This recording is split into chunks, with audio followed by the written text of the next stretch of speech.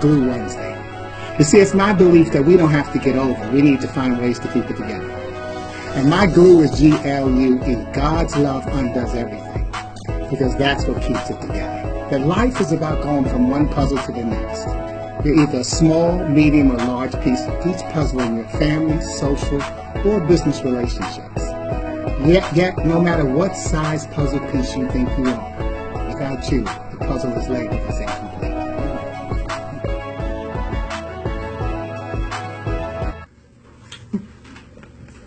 You know, so often people use the cliche hump day to describe what they believe is Wednesday's value to the week. Well, first of all, I think that hump has the connotation of the need to get over. And two, Wednesday is actually not the middle of everybody's work week. Even though it is the middle of the 7-day stretch called the week, it's the day that keeps the new week and the weekend together. And so that's why I think that what we need to focus on is not the fact that we need to get over, but the fact that we need to keep it together.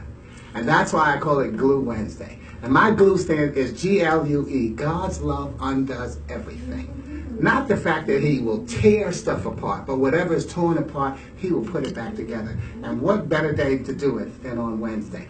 I'm Sporty King, and welcome to Glue Wednesday. My topic today is going to be self-control. Now, a lot of times when we hear self-control, we instantly start to think about losing control. And we start thinking about anger. So I'm going to use a couple of acronyms with you and get that out of the way, but I'm going to really put the salve on this whole thing and make us feel good about the self-control by talking about winning and faith. But first, let's look at what anger can do for you. I had originally, when I wrote my book, Affirmations, and that's the acronym that are affirmations. You say them as often as you like, and they will make you feel good. And those of you who've used any of my things, you know that they do. So and like they say, you know who you are. Okay? So I first had anger as A-N-G-E-R. Avoidable nonsense geared toward energy reduction. Avoidable nonsense geared toward energy reduction. Then I thought about it and I realized, you know what? You really can't avoid anger. So I changed the definition. And that's the thing that we have to remember we can do. We can change. We have to grow. But the thing is, if you change your mind, don't be ashamed to say, that's the way I used to think. A lot of people want to say, no, I never said that before. You have to first admit the mistake you made or the belief you had, because it didn't really have to be a mistake. It could just have been what you believe based on the information that you had to make the decision. So stop getting caught up in allowing people to tell you that you were wrong.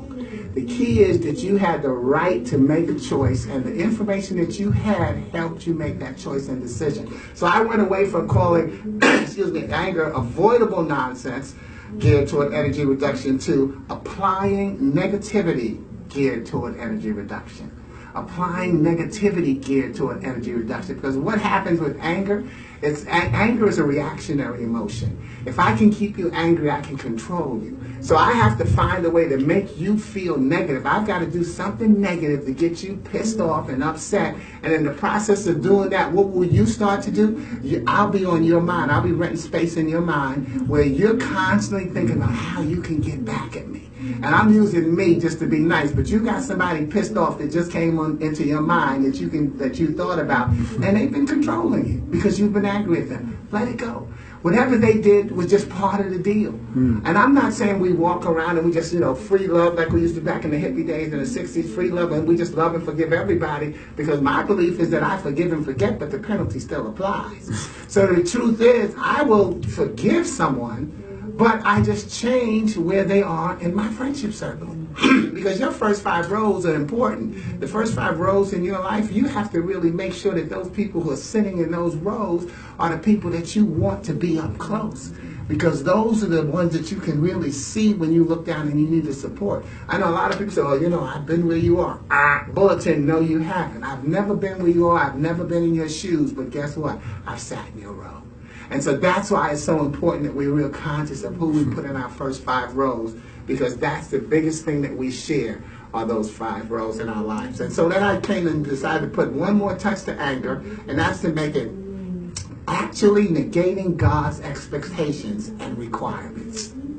actually negating God's expectations and requirements. Because guess what? What's God's expectation? That you enjoy life and that you honor him. And you honor him by doing what? By honoring yourself. How do you honor yourself? By honoring those around you. So we've got to find ways to deal with, and I'm not going into it all now, but you got spousal abuse, you got bullying going on in school. You know, you've got a lot of things where people are not honoring the people around them. Don't be one of those people. Because the key is like attracts like. And if you decide that you're looking for good people, you know, you can't show me 5 good people that are looking for a negative person to join them. So if you find that you're surrounded by negative people, well, guess what? You've chosen to keep them there. You've got to learn how to put people on pause. Everybody's got a cell phone, right? So here's what happens. And you can connect it to the thing we were talking about with someone, if you're angry, they can control you. So you've got this person who pisses you off, and they call. And you look at the phone, you're like, oh, man, it's them again. Hey, how you doing? Why are you answering it? Okay, once you see that that's that person that takes your energy down, remember we talked about negative energy? Once you see that that's that person that's going to piss you off and make your mood nasty, don't answer it. Put them on pause. Let them go. Doesn't call ID come with voicemail? And so you let them go to voicemail. And because what you're now doing is denying them 24/7 access to your spirit. That's what's going to take you down. It's the people that you allow 24/7 access is going to make a difference. So when it's somebody that's calling you and it's negative, then you got to let them go to voicemail. 9 times out of 10, what are they going to do? Not leave a message. Because they figure, oh, well, once they see my call ID, they'll call me back because I got it like that. That's because they're controlling you. Don't call them back. Second time they call, they go to voicemail again. They might leave a message. Most of them still won't leave a message. Or they might say, oh, they're just checking up on you. That's not a call to action. So you don't have to call them back. I mean, it's up to you. And you know, how you want. I'm telling you how to move people out of your life. I know a lot of people tell you how to bring people into your life. But guess what? You can't bring them in if you don't move some out, because you got to make space. Sometimes the people that you want to bring in can see who you've got waiting with you. And they say, nah, I don't really think I want to come in there. So, you know, you all right with me, but I see who you got in the background. You see all this chaos in the background here? Sometimes they don't want to come into that chaos. So they need to have a smooth background, and you need to have a smooth background working for you. So let's go from let's talk about self-control, going from that anger, because that's not what we want to do. We want to talk about the good self-control. So I'm going to use the words win and faith to tell you about it. But you got to remember that it's so important that you've got to work hard to find ways to maintain control of your life, because that connects to your destiny. Anger is a controlling emotion, and you have to let that go. So one of the funniest lessons I've actually learned about control, before even self-control, one of the funniest lessons I learned about control was when I was in Chicago in 1989. I decided to coach community league basketball, and I had a 7th grade class. And I said to them, I said, you know what, I'm going to teach you guys a lesson. You're in the 7th grade, it's not going to be that important to you right now, but years down the line, this is going to really make a difference to you. So I'm going to help you with your development. So I named the team the Controllers. I told them, because it's so important to have that self-control. I said, when we get in the huddle, we're not going to scream. We're going to get in the huddle, put our hands in, we're going to go, shh, control. And then we're going to get out there and play some ball. We lost all 13 games. Because you know what I also learned? That kids need energy. And that control was just that. So what I did was, because we have to make sure that we go forward and we have to learn. My kids didn't know how to win. They started losing so bad that we got to the last game. So what I did, I went and bought them some warm-up jackets. Now, because all we get in the league was a jersey and a pair of shorts. I went and made some warm-up jackets, put their number on it and put their name on it, and I broke it out to them in the first game of the playoffs, because everybody makes a playoff. It's like hockey, right? It was 6 teams. Obviously we were the 6th seed at 0-12. But when they put their jersey, their warm-up jackets on, and they out there warming up, they were feeling so good. And our colors were gold and black. And so they were looking good, because I had the white jackets with the gold and black piping on it, their names and their numbers. They were feeling good. And they got out there, they were winning at halftime. We had never been winning at halftime before. So they had no clue what to do in the second half. And the second half, that team beat the crap out of us. But the key is they felt good about it. So let me fast forward to the next year, because I learned my coaching lesson. And that's what sometimes we don't do as parents, as adults. We have to learn our coaching lesson. And so since I said I learned that kids need energy, I said, let them get that war cry. And so when I coached the 8th grade, because all the kids go back in the draft, I don't get the same kids. You got to repick the kids. And this time I said, number 1, I'm going to let them scream in the huddle. And number 2, I let them name themselves. And I tell you, it was so cool. They named themselves the troops. This was back in 1990. And they named themselves the troops in recognition of what our soldiers, our country was going through in the Persian Gulf War.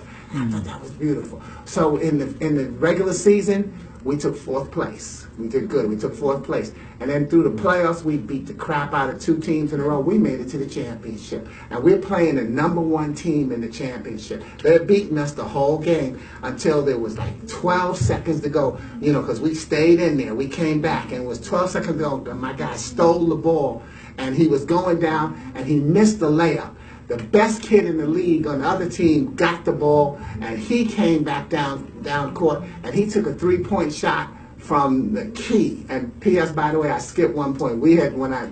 Before we got that steal, we had gone up. We were finally up 2 points. When he hit that 3-pointer, bam, they went up 1 point.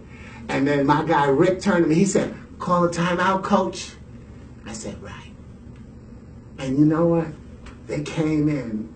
And we sat down and we talked about what we were going to do. Because here's what the real lesson was. I already told you that we didn't win the championship. So what happened was we got our last shot. See, sometimes all that matters is that you get your last shot.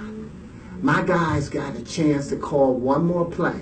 And not only did the play work, we got the shot, we missed it, and Court got the rebound, and before he could go back up, the clock went off. But the key is once we came back in the huddle, all of my kids felt good. Because number 1, we had gotten our last shot. You have to remember, you can get the last shot in your life if you take your time and stay calm. And you should have seen the other team, because they were nervous, because they couldn't believe how we would not give up. We were the 4th seed. We weren't supposed to be that good. And they had been winning by double digits. And so when we made that comeback, you could see the look on their face. And sometimes you have to look for that look on someone else's face. They can't believe that you're not giving up. People see you getting stomped on and things going against you, and you still getting up every morning and coming out and smiling. They can't believe it. So don't let it be a fake. I know people say fake it till you make it. Don't fake it till you make it. Be truthful and believe in yourself. Figure out what a personal win is. See, winning is personal. W-I-N, what I need. Each one of us has a personal win that makes us a champion of our surroundings. And that's what keeps going up, in front of us. And that's what people have to be able to see, that you feel that you are a winner.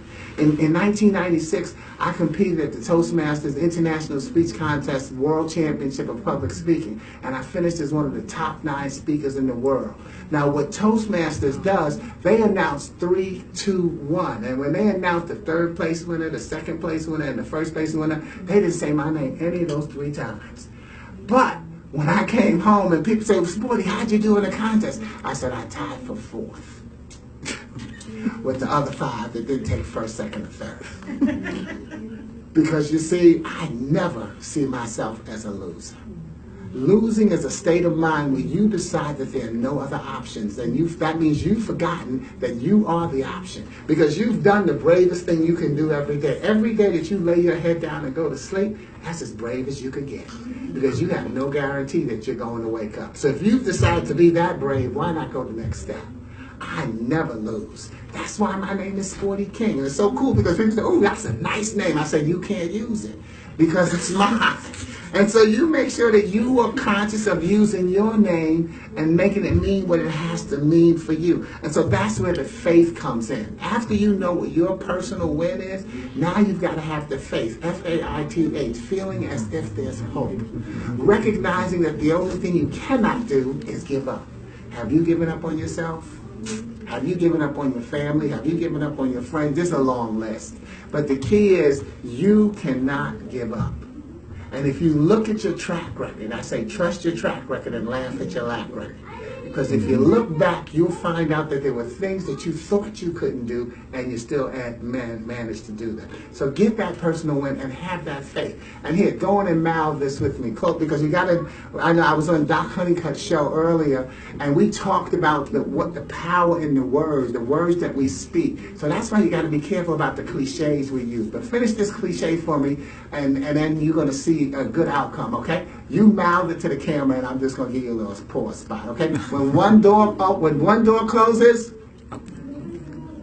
now you probably said another will open, and that's cool. But I got a new one for you. When one door closes, go for the windows.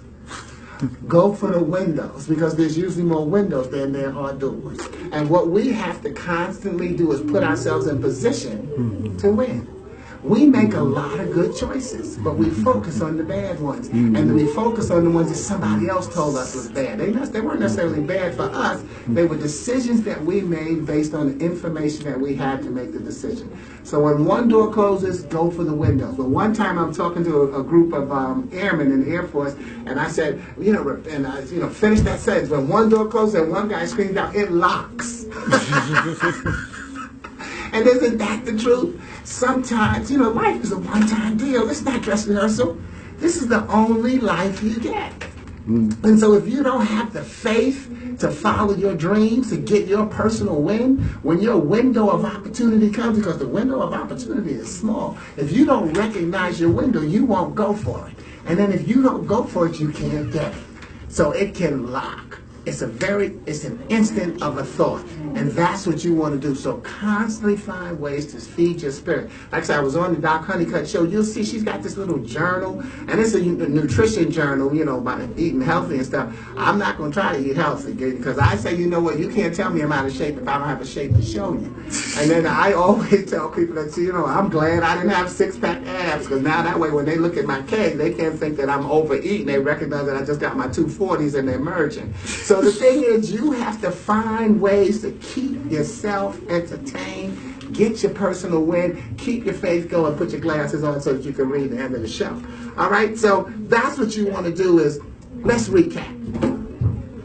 Number one, because of my belief in the importance of self-control, I taught my boys, and P.S., by the way, I call them boys. I didn't call them young men. They were boys. They were in the 7th grade and the 8th grade. They are still boys. And when we start, it becomes that mental things that we use. If you keep calling them men, then they start to try to do manly things too soon. They boys. Okay, so that's what you have to do. But that's a whole nother topic. But I taught my boys that it was important to begin to control their emotions for future success, and that this lesson would become clearer to them years after having me as their coach. The same for you. I learned and now believe that it's important to let kids energize themselves with a hearty war cry. None of this control. But because they were the troops, and they got out there, and then I had another team that we say, what time is it? They say, showtime. That was when I had gotten to where I was coaching high school, because then I coached high school for 8 years. And boy, we had some good teams. Now, that first team I told you about, my 8th grade team, we finished second, and we lost that championship game by 1. Years later in high school, I went to the championship again, and we lost by 2. But that time, we were the 2nd seed, and the 1st seed beat us. But, and I never won the championship. P.S., by the way, never won the championship. But everybody wanted to play on my team, because I never focused on the winning the game as much as winning the spirit. One time I took my best player out because he didn't do what I said. And so the commissioner, he said, well, why did you take your best player out? I said, because he didn't do what I said. See, if I'm coaching and I'm teaching them the fundamentals and the basics, because if you're going to coach youth sports, you have to teach the fundamentals and the basics. And adults, we need to start focusing on the fundamentals and the basics too. Are you reading aloud enough? See, sometimes we read and we speed read, and now when there's a chance to read aloud, maybe you got an interview or something, and you have to read aloud, and you're fumbling and sound like you can't read and like you're illiterate. It's not that. It's just that we don't practice it enough. So every now and then, read aloud. And go on and have that flashback. Don't you say that to kids? Come on, read aloud. So let's say it to yourself because it's so important. Okay? The future is actually, by the way, in good hands. Think about it. When I let them name themselves, they were socially conscious. And they named themselves the troops. So the future is in good hands. Stop beating up our kids. You know, they are, the reason they're doing the shortcuts because they're long to them. We had it the long way and we created the shortcuts. So why do you think, oh goodness, you got a remote and you got 3,000 stations. Did they come out of the womb looking for a remote with 3,000 stations? No, we created that because we had 3 stations. And so stop beating up the kids for stuff that we invented, all right? Get your personal win by strengthening your faith and calming your spirit. And you recognize that you can call a timeout. You can call a timeout and get one more shot. My kids knew that they could call that timeout and they could get that shot because they knew that they were worthy, that they were good, not lucky. They knew that they were worthy. So I'm going to close with a poem that I wrote in my book called I Found Out I'm Dying. And and you know what, I got to tell you this. I found out I'm dying, a celebration of life. Sometimes we get caught up in the headlines and we forget to read the subtitles. So this book is not at all about dying. It's about the fact that physically we're all going to die one day. Get over it. One day you won't be here. So find that out and do the things that you need to do to live a productive life. So this poem is called Sometimes I Wish I Were Lucky because I don't believe in luck. I believe in being good. And see, I know how good I am. And people say, well, Sporty, you're just self-centered and conceited. I said, no, I'm self-confident and convinced. I'm convinced how good I am, and I know how good you can be if you just think about it. Because guess what? You don't go anywhere and say, no, I can't do it. You go and say, yes, I can. So go on and let it, and the people who don't like you to be confident, people who don't want you because they decide to label you as arrogant, bye. You know, it's not about them. It's about you. God gave you you. And so how well are you doing with this used property that you've got? You've got a rented vehicle in front of you. And so you want to make sure you use it, like they say, till the wheels fall off. So keep recognizing that you're good, that you're not lucky, because you've never been, lucky to be in a relationship. You've always been good enough to be loved. Never been lucky to have a job. Always been good enough to be gainfully proactive. Never been lucky to pass a test. Always been good enough to get an education. Never been lucky to make a team. Always been good enough to be in the game. Never been lucky to wake up in the morning. Always good enough to enjoy this gift of life. Never been lucky to hope that, that you find God, but good enough to recognize that God has never lost track of who you are. So that's how we have to recognize that it's always about being good. But you see, sometimes I wish I were lucky instead of just so good. If I could just be lucky, I might share my luck. No, in fact, I know I would. Now, some people say that I'm lucky. I correct them and remind them that I'm blessed. I'm spiritual, fortunate, in tune with myself. Nothing outweighs my thirst for happiness. You see, luck itself doesn't last. It provides a glimmer of hope or chance. Luck forces you to take risks. Being blessed allows you to take a stand. Luck can give you that on top of the world feeling, that instant fix of elation. Being fortunate keeps you on top of the world and allows you to enjoy the sensation. Spirituality is such a popular thing now, but it means much more than meets the eye. If you get lucky enough to get spiritual, hold on, don't let that spirit die. If you get lucky enough to find yourself, enjoy the challenge of introspection, realize its value toward your growth. Understand that you're supposed to have success. Your purpose is ordained. You must choose to lead a prosperous life. You must make sunshine out of rain, but I must admit, sometimes I wish I were lucky instead of just so good. But would I stand out from the rest? If you're lucky, you can be in good company. If you're blessed, you can be with the best. And so as I look at you as being the best, I remind you, number one, all of my retention materials, you'll find them at my website, sportyking.com. Each purchase comes with a personalized and free autograph.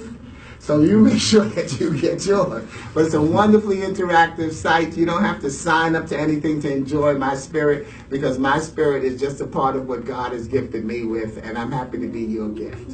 I'm so happy that you allow me to be an important piece of the puzzle, because life is about going from one puzzle to the next. You're either a small, medium, or large piece of the puzzle in your family, social, and business relationships. Yet no matter what size piece of the puzzle you see yourself as, without you, that puzzle is called incomplete. My name is Sporty King. Let's make sure that we do this again. Have a safe and savvy week, and I'll see you again on Glue Wednesday. And y'all remember that on regular Wednesday, pick up that broadcast from the Wake Up Call Network.